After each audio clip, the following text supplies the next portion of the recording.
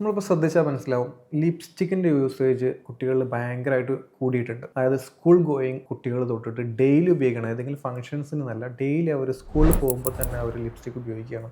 അവരെ ബാഗ് എടുത്ത് നോക്കി കഴിഞ്ഞാൽ അവർ ബാഗിൽ ലിപ്സ്റ്റിക്കാണ്. അവർ ഇടയ്ക്കിടയ്ക്ക് ഇതെടുത്ത് അപ്ലൈ ചെയ്യുന്നുണ്ട്. പണ്ടൊക്കെ ഇത് ഒരു ഒക്കേഷനിൽ മാത്രം ഉപയോഗിച്ചുകൊണ്ടിരുന്ന സാധനമായിരുന്നു. നമ്മൾ മനസ്സിലാക്കേണ്ടത് ഈ ലിപ്സ്റ്റിക്കിനകത്ത് ലെഡ്, ക്രോമിയം പോലെയുള്ള ഹെവി മെറ്റൽസ് ഉണ്ട് ഇതിനകത്ത്. ഇപ്പോൾ അടുത്ത് ഗവൺമെൻറ് ഒരു സ്റ്റഡീസ് ഉണ്ടായിരുന്നു. ആ സ്റ്റഡീസിനകത്ത് പറഞ്ഞിട്ടുള്ളത് ഇതിനകത്ത് അനുവദനീയമായിട്ടുള്ള ലെഡ് ക്രോമിയത്തിൻ്റെ അളവിനേക്കാളും 12,000 മടങ്ങാണ് അതിനകത്ത് ഡിറ്റക്ട് ചെയ്തിട്ടുള്ളത്. ഇത് നമ്മൾ മനസ്സിലാക്കേണ്ടത് ഒരു നല്ലൊരു ലിപ്സ്റ്റിക്ക് നമ്മൾ ബ്രാൻഡൊക്കെ എടുക്കുകയാണെന്നുണ്ടെങ്കിൽ ഭയങ്കര കോസ്റ്റാണ്. അത് അഫോർഡ് ചെയ്യാൻ കഴിയില്ല. സ്വാഭാവികമായിട്ടും കുട്ടികൾ വളരെ ചീപ്പറായിട്ടുള്ള മെറ്റീരിയൽസാണ് ഉപയോഗിക്കുന്നത്.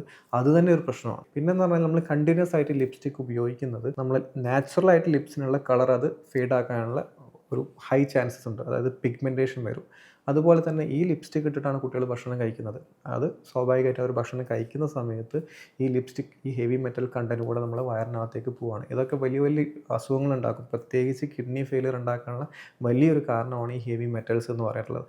അതുകൊണ്ട് ഒരിക്കലും നമ്മൾ എന്ത് ചെയ്യാൻ പാടില്ല, കുട്ടികളിൽ ഈ ലിപ്സ്റ്റിക്കിൻ്റെ ഉപയോഗം നമ്മൾ ഒരിക്കലും പ്രോത്സാഹിപ്പിക്കരുത്. അതുപോലെ തന്നെ ലിപ്സ്റ്റിക് അപ്ലൈ ചെയ്യുന്നവർ, ഇനിയിപ്പോൾ മുതിർന്നവരായിക്കോട്ടെ, ലിപ്സ്റ്റിക് അപ്ലൈ ചെയ്യുന്നവർ നമ്മൾ ഭക്ഷണം കഴിക്കുന്നതിന് മുന്നേ എന്ത് ചെയ്യുക, ഇത് വൈപ്പ് ഔട്ട് ചെയ്ത് കളയുക. എന്ത് ഒക്കേഷനിലാണ് നിങ്ങൾ ഇടുന്നത് ആ ഒക്കേഷൻസിൽ മാത്രമായിട്ട് ലിപ്സ്റ്റിക്കിൻ്റെ ഉപയോഗം നമ്മൾ ചുരുക്കുക.